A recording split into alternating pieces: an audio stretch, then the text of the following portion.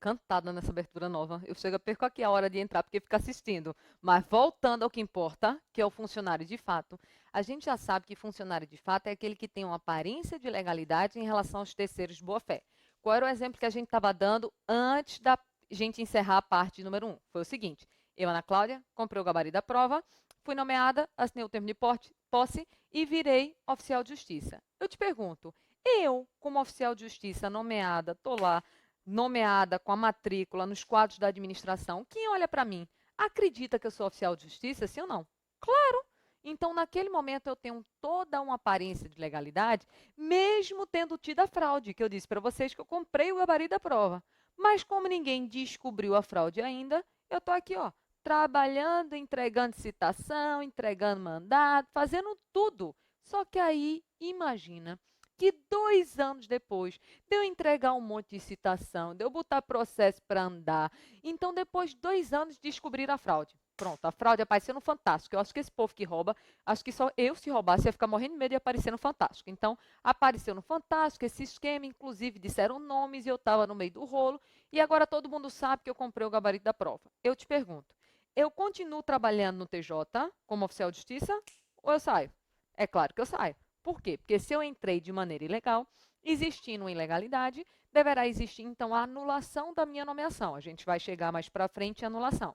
Só que aí tem uma grande questão. Durante 2 anos, eu atuei como oficial de justiça. Apenas aqui, ó, 2 anos depois é que descobriram a fraude. Concorda que de hoje em diante eu não posso mais atuar. Mas o que passou vai ser considerado inválido ou válido? Válido. Por quê? Porque eu tinha toda uma aparência de legalidade e as pessoas que tratavam comigo estavam agindo de quê? De boa fé. E ainda vou além, deixa eu só ir já matando para vocês. O ato do funcionário de fato, já vou colocar aqui, que é um ato que vai ser considerado válido em virtude da aparência de legalidade e da boa fé das pessoas. Só que aí eu vou além. Por que, que esse ato vai ser considerado válido? Por duas coisas. Pelo princípio da impessoalidade, isso já caiu numa prova da FCC, perguntando qual é o princípio que fundamenta a validade dos atos do funcionário de fato. Por que, que o princípio da impessoalidade ele fundamenta a validade do ato praticado pelo funcionário de fato? Porque pela impessoalidade, na verdade, quem está praticando o ato não é ele, porque a pessoa física é um mero instrumento. Quem está praticando o ato, na verdade, é o Estado. E eu te pergunto, o Estado não poderia ter entregue aquela citação ou poderia? Poderia. Então, na verdade, tudo que o oficial de justiça fez foi feito pelo Estado. E como o Estado poderia praticar o ato, é por isso que o ato vai ser considerado válido. Além do princípio da impessoalidade, pode ser que sua prova fundamente essa validade por uma teoria, que é a teoria do órgão. Lembra da aula de organização administrativa? Os atos praticados pelos órgãos e pelos seus agentes, na verdade, são atribuídos a quem? A pessoa jurídica a qual eles se encontram subordinados. Então, perceba que, no final das contas, é isso. Ó. O ato, na verdade, ele foi feito pelo Estado. O oficial de justiça era um mero instrumento. E como ele tinha toda uma aparência de legalidade, como existiam pessoas de boa fé dando crédito àquele ato, é por isso que o ato vai ser considerado válido. Vez por outra, as provas gostam de perguntar em relação aqui à teoria do funcionário de fato. É por isso que na parte passada eu te perguntei o seguinte: quando um ato tem um defeito, tem um vício, tem um erro, nesse caso o ato é válido ou inválido? Aí lembra que algum de vocês me responderam assim: inválido? E eu disse, a resposta depende, porque depende de verdade do tipo de defeito. No caso do excesso de poder, realmente o ato é inválido. Mas no caso do funcionário de fato, o ato já vai ser considerado válido. E por fim, o que seria aqui o usurpador de função? Vamos para português, um momento português bem tranquilo. O que é usurpar? Lembra da usurpadora? Paola e Paulina Baratos? Tem gente que sabe o que eu estou falando. Então, usurpar é roubar. Então, o usurpador de função é aquele que rouba uma função pública. Numa linguagem mais técnica, é aquele que finge ser um agente público sem ter nenhuma relação com a administração. Imagina o seguinte: eu pego uma fantasia do carnaval de agente de trânsito, fantasia de carnaval. Aí olha os carros estacionados na rua e digo, eita, esse carro está estacionado no local proibido. Aí pega um bloquinho de notas, aí eu mesmo preencho aqui uma multa e pô, multo o carro que estava estacionado aqui no meio da rua. Eu te pergunto, o dono do carro, quando olhar aquele papelzinho com a multa, ele é obrigado a pagar? Claro que não. Por que ele não é obrigado a pagar? Porque essa multa daqui, que foi expedida por mim com a fantasia do carnaval, ela é válida ou inválida? Cuidado, viu? Sacanagem de novo eu fiz com vocês. Você me disse inválido, né? Só que a resposta é que essa multa, na verdade, ela é inexistente. Vou te explicar por quê. Então, o ato do funcionário de fato, nós vamos dizer que esse ato, ele é considerado inexistente. Por quê? Porque literalmente para a administração aquele ato nem sequer existe. Eu te pergunto, o Detran, o Departamento de Trânsito, tomou conhecimento da prática do meu ato? O Detran tomou conhecimento que eu, Ana Cláudia Campos, peguei uma fantasia doida no carnaval e multei um carro? Claro que não. Então, aquela multa nem existe no sistema da administração. É por isso que o ato do usurpador de função ele vai ser considerado inexistente. Então, observe que aqui na competência, a depender do defeito que venha a ser perguntado na sua prova, a resposta vai ser diferente. Pode ser que o defeito torne o ato inválido, válido ou ainda considerado inexistente. De competência, esses eram os pontos que poderiam aparecer na sua prova. Já podemos ir para o próximo tópico, que é esse daqui, finalidade, que é bem tranquilo de você visualizar. Deixa eu pegar aqui para a gente fazer um caderno de desenhos. É bom que os desenhos aqui são coloridíssimos. Temos aqui as finalidades, mais um requisito. De finalidade, eu já vou começar dizendo o seguinte: um ato tem a chamada finalidade geral, que pode ser chamada na sua prova de finalidade imediata, ou finalidade específica, que pode ser chamada de imediata. Lembra que em atos a gente já aprofundou isso daqui? Lembra que eu disse que algo imediato é algo mais próximo, imediato é algo mais afastado? A gente viu isso daqui lá na aula de atos, não, na aula de poderes, desculpa. Nós vimos exatamente isso daqui quando a gente estava falando de poder hierárquico e poder disciplinar. Só que, por hora, vamos colocar aqui as características base do requisito chamado finalidade.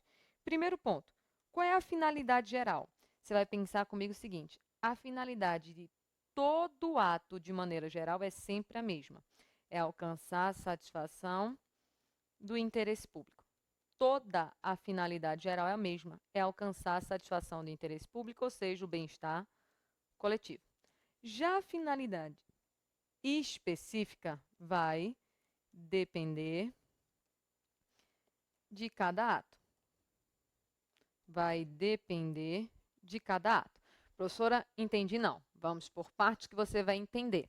Nesse exemplo daqui, deixa eu até mostrar para vocês. Nesse exemplo daqui, cadê ele? Eita, meu Deus, é o desenho. Cadê? O restaurante. Pronto. Nesse exemplo daqui, que o fiscal da vigilância sanitária interditou o restaurante, porque o restaurante estava vendendo comida estragada, concorda que, de maneira geral, foi bom para o bem-estar coletivo? Foi, logicamente, a coletividade quer que, de maneira geral, todas as normas de vigilância sanitária sejam observadas. Perceba que eu, ainda que nunca vá nesse restaurante, eu quero que esse restaurante obedeça às normas de vigilância sanitária. Então, quando a administração age, ela vai agir pensando sempre no que é melhor para o interesse público, ou seja, para o bem-estar coletivo. Só que eu te pergunto uma coisa: quando o fiscal, seu Linneu, chegou lá para fiscalizar aquele restaurante e viu que o restaurante estava vendendo carne verde com tapuru dentro e interditou por isso, especificamente, o que o fiscal da vigilância sanitária queria? Queria que a saúde daquelas pessoas fosse preservada, garantir a saúde das pessoas que estavam no restaurante, porque as pessoas que vão lá almoçar, se comem uma carne dessa, pode ter uma infecção e até morrer. Então, perceba que, de maneira específica, a interdição ela visa garantir a saúde daqueles clientes, daqueles frequentadores. E, de maneira geral, aquele ato foi bom para o bem-estar coletivo. Deixa eu ir para um outro exemplo. Imagina que o carro está aqui, estacionado em local proibido. Aí, em virtude do carro estar aqui, ó, fez um enorme engarrafamento porque ninguém está conseguindo passar. Chegou um agente de trânsito, rebocou esse carro. Veja que o ato é o verbo, é rebocar. Eu te pergunto, de maneira geral, rebocar um carro estacionado em local proibido é bom para a coletividade? É, Porque a coletividade quer que as normas de trânsito venham a ser respeitadas. Pode ser que eu esteja em casa, vendo videoaula. Não tenho nada a ver com esse carro aqui, mas eu quero que as normas de trânsito sejam respeitadas. Agora, quando o agente de trânsito chegou aqui e viu que esse carro estava entalando 1.500 pessoas e rebocou esse carro, especificamente o que ele queria? Liberar o trânsito. Então, liberar o trânsito, nesse caso, é a finalidade específica. De maneira geral, é bom para o bem-estar coletivo. No caso do restaurante, qual é a finalidade específica? Garantir a saúde das pessoas que lá se encontravam. De maneira geral, isso foi bom para o bem-estar coletivo. Então, perceba que a finalidade, aqui, deixa eu voltar para a finalidade geral, é sempre a mesma: alcançar um interesse público, o bem-estar coletivo. Já a finalidade específica, também chamada de imediata, depende de cada ato. Lembra sempre que eu já expliquei aqui para vocês que algo imediato é algo mais próximo, imediato é algo mais afastado. Então, um carro que está estacionado em local proibido, qual é a primeira coisa que eu quero? Liberar o trânsito. Finalidade imediata. Com isso, eu atinjo o bem-estar coletivo, ou seja, finalidade imediata. Quando eu chego no restaurante e vejo que ele está vendendo alimentos impróprios ao consumo, o que eu quero? Preservar a saúde das pessoas que lá se encontravam. De maneira mais afastada, isso é bom para o bem-estar coletivo. Então, pode ser que na sua prova peça os conceitos de finalidade geral, finalidade específica e peça também em relação aqui aos defeitos de finalidade, que eu vou botar no singular, que na verdade é um defeito. Qual seria o defeito de finalidade? Nós já estudamos. É o chamado desvio de poder, que pode ser chamado de desvio de finalidade. Desvio de poder, ou pode ser chamado de desvio de finalidade. Vamos por parte para poder a gente analisar. Mais uma vez, a aula de poderes. Lembra que eu sempre volto para lembrar de aula de princípios, poderes e organização administrativa, porque elas são a base do sistema. Então, se você volta comigo para a aula de poderes, você mais uma vez vai lembrar que existe o uso de poder e o abuso de poder. O uso de poder, uso normal, abuso de poder quando eu cometo excesso, quando eu vou além do que eu poderia. Beleza, isso aí a gente já matou. Excesso de poder, já sabemos, que é quando o administrador vai além de sua competência, então defeito é de competência. E o desvio de poder? No desvio de poder, que também é chamado de desvio de finalidade, a autoridade que pratica o ato ela é competente, mas ela pratica um ato para uma finalidade diversa da prevista em lei. Exemplo clássico: eu, prefeita do município X, desapropriei a casa de João simplesmente porque ele é meu inimigo político. Eu, prefeita, tenho competência para expedir um decreto para desapropriar. Mas eu não estou desapropriando para a finalidade que a lei manda. Não existe uma necessidade pública, uma utilidade pública, um interesse social. O que existe é uma vingança. Então, apesar de eu ser competente, eu pratiquei um ato para uma finalidade diversa da prevista em lei. Isso é chamado de desvio de poder, que pode ser chamado também de desvio de finalidade. E, logicamente, esse ato, como já combinamos, vai ser considerado um ato inválido. Mais para frente eu digo o que é nulo e o que é anulável. Finalidade, eram esses os pontos que eu queria visualizar com vocês. Podemos ir para o próximo tópico, que é aqui em relação à forma. Vamos analisar a forma. Vamos por partes. Já sabemos, deixa eu pegar uma página em branco, deixa eu pegar uma caneta preta, que eu tenho toque, tem que ser tudo a mesma cor. Já sabemos que a forma é um meio de exteriorização do ato administrativo. O que é exteriorizar? Na linguagem simples, eu já falei para vocês, é botar para fora. Então, como regra, como é que um ato é posto para fora? Como é que ele se apresenta ao mundo? Como uma regra, a exteriorização vai ser feita de forma escrita. Vou logo colocar que isso daqui é a regra. Vamos por partes para você visualizar. Um decreto é escrito, uma circular é escrita, uma instrução normativa é escrita, uma portaria é escrita. Então, como regra, os atos administrativos eles são escritos. Mas já caiu em algumas provas dizendo assim: os atos administrativos que sempre devem adotar a forma escrita, sempre não. Por quê? Porque porque forma escrita é a regra, mas não é uma regra absoluta. Por exemplo, um ato pode ser expedido de maneira verbal, pode ser por um símbolo, pode ser por um gesto, pode ser até mesmo por um som e assim por diante. Deixa eu dar alguns exemplos para vocês. Veja só. Quando tem aqui, eu sempre uso essa bolinha do 6 para fingir que é uma placa de proibido estacionar. Quando tem aqui essa bolinha dizendo que é proibido estacionar, isso aqui é um símbolo. Mas isso não é um comando administrativo, é? É. Assim que eu olhei para a bolinha do proibido estacionar, eu sei que eu não posso parar aqui. Então, é um ato administrativo exteriorizado de maneira simbólica. Além disso, quando eu tenho, por exemplo, ó, o guarda de trânsito, o agente de trânsito, né? Que ele tem um apito. Eu sei que é Silvio, tá? Mas eu vou morrer falando apito. Eu sei que tem umas coisas que é assim, um apito longo é não sei o quê, dois apitos... Olha, quando ele apita, eu já sei que eu me arrombei. Eu não entendo que ele apita, mas eu sei que eu me arrombei. Mas quando ele apita, quando ele faz tudo aquele som longo ou curto, sei lá o quê, ele está dando um comando administrativo exteriorizado na maneira de som. Então, perceba que os atos também podem ser sonoros. Quando tem, por exemplo, o exemplo, veja a diferença. Imagina que aqui tem umas casas que foram construídas de maneira irregular. Aí a administração manda uma notificação para que os particulares desocupem essa área. A notificação é escrita, beleza. Só que imagina que está chovendo muito. E esse morro daqui está ameaçando desabar e soterrar todas as casas de pessoas que aqui se encontram. Chegou um agente da Defesa Civil e disse, sai todo mundo de casa agora. Então, perceba, se ele disse, sai todo mundo de casa agora, ele exteriorizou um comando de maneira o quê? Verbal, até porque não dá tempo de mandar uma notificação escrita, porque senão o povo morre. Então, como regra, já sabemos, vou ser repetitiva, o ato é exteriorizado de maneira escrita. Essa daqui vem a ser a regra. Só que existem outras formas do ato se apresentar para o mundo. Claro que essa parte inicial pode cair na prova de vocês. Só que tem uma coisa muito mais interessante para cair, que é isso daqui, ó. Motivação. Se eu for apostar em alguma coisa de forma para cair, na verdade seria a motivação.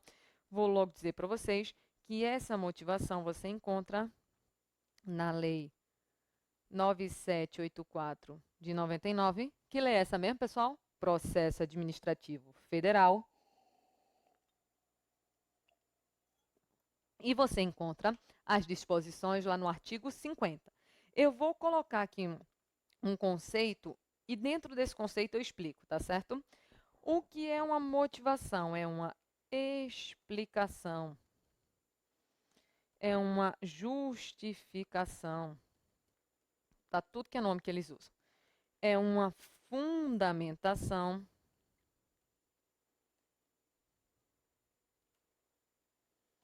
por escrito, da prática do ato. Primeiro ponto, antes de eu explicar, veja que isso está sendo feito por escrito. Se é por escrito, é porque aquilo passou a ter uma o quê? Forma. E essa fundamentação, essa explicação, essa justificação vai ser tanto uma fundamentação de fato, quanto vai ser uma fundamentação de direito. Fundamentação de fato, fundamentação de direito. Vocês não viram, mas eu ia quebrando o computador do 6 agora, mas eu creio que ainda está tudo certo, por isso que eu estou rindo. Mas vamos explicar de uma maneira simples o que é aqui a motivação. Respirei fundo, deixa eu ir para um exemplo. O exemplo que eu vou dar para vocês, na verdade, ele não é um exemplo administrativo, é um exemplo de vida. Um exemplo que você provavelmente vai se identificar com ele. Só que dentro desse exemplo, se você entender a lógica, você entende todo o resto. Vamos por partes mais uma vez. Imagina a sua adolescência, principalmente as meninas, porque, querendo ou não, a vida do menino ainda é um pouco mais fácil, né? Ou muito mais fácil que a vida das meninas. Vamos lembrar, meninas, quando nós tínhamos, sei lá, 13 anos, nem lembro mais, faz tanto tempo, 13 anos, 14 anos, pronto, cheia de colágeno, uma coisa maravilhosa. Só que aí tinha um show que você queria ir. Aí você tinha que pedir para seus pais para poder ir para o show, né? Eu não sei vocês, mas vocês vão se identificar.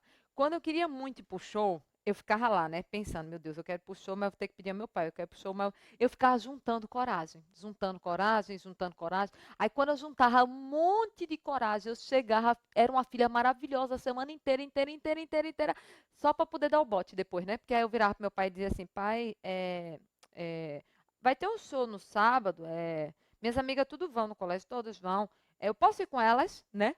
Aí o que que o pai dizia? Isso, não, minha gente, que facada no coração. Você pedia para poder ir para a diaba do show e seu pai, sem amor no coração, ele fazia simplesmente o quê? Não. E sabe o que, que me deixava eu com mais raiva? Porque ele praticava um ato, que era o ato de negar. Mas ele não me explicava por que, que eu não poderia ir para o show. E isso é que me dava raiva. Concorda comigo que se ele não me explica por que, que eu não posso ir, isso dificulta meu direito de defesa? Concorda? Porque se ele diz, não, porque eu sei lá, tô cansado e quero dormir. Eu ia dizer, mas pai, a mãe de Bruninha vai levar e pegar a gente. Pronto, me defendi. Se ele dissesse, não, porque eu não estou gostando dessa sua amizade com Bruninha, eu ia dizer, mas pai, já viu no Orkut, né, mais antigamente, já viu lá, acabei a amizade com ela, pai, não estou andando com Bruninha mais não, vou com outro pessoal. Se ele disser, não, porque eu não tenho dinheiro para comprar o ingresso do show, eu ia dizer, mas pai, eu liguei para a rádio, ganho ingresso junto com o liquidificador, que tem uma rádio que faz isso, né? Então perceba que se ele me explica por que, que eu não posso ir para o show, facilita meu direito de defesa. Agora, a partir do momento que ele pratica o ato e não me dá a explicação, não me faz uma motivação, isso dificulta o meu lado. Se você entendeu esse exemplo, você acabou de entender o que é motivação. Pensa comigo. Chegou uma multa de trânsito na sua casa, você já está liso batendo. Aí quando você diz, estou liso, mas estou com tudo em dia, chega a multa de trânsito, que é o demônio te atentando, né, para você entrar no SPC. Aí chegou a multa de trânsito na sua casa. Eu te pergunto, pode chegar a multa e na multa está escrito somente assim, pague R$ 100? Você vai ler e vai dizer, pague R$ 100 de quê, criatura? O que eu fiz para poder estar pagando R$ 100? Então perceba que não pode simplesmente chegar uma notificação na sua casa mandando você pagar. Porque aquela notificação vai ter que explicar o que você fez, que artigo feriu para poder ter que pagar aquela multa.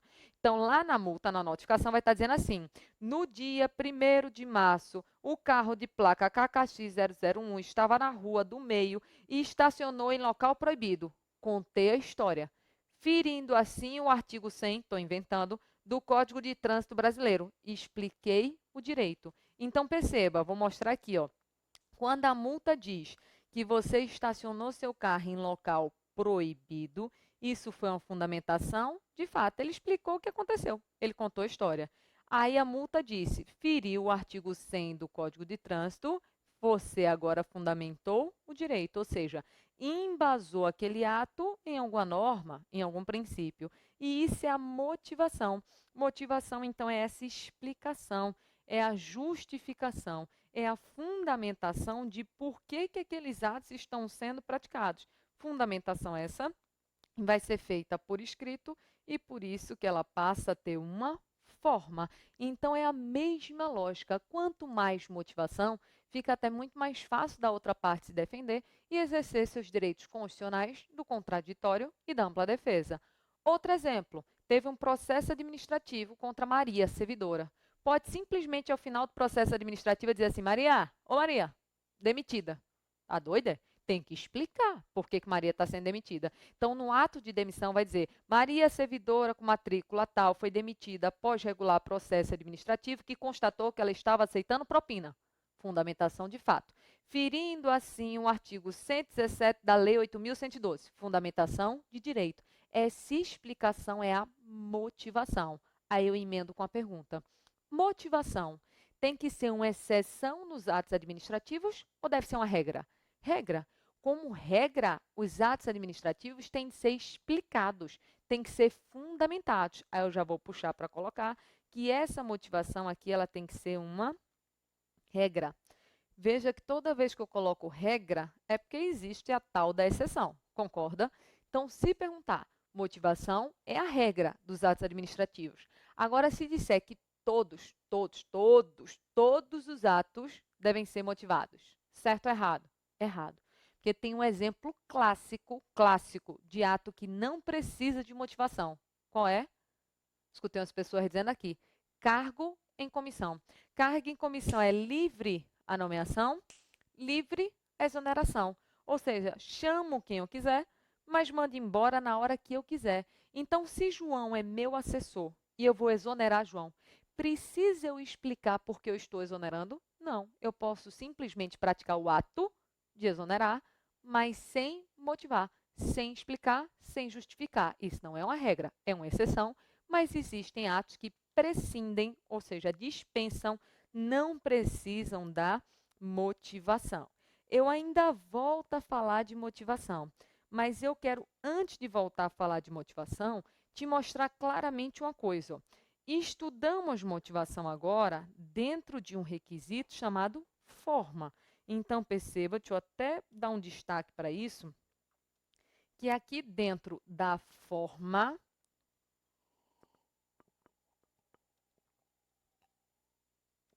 existe a motivação.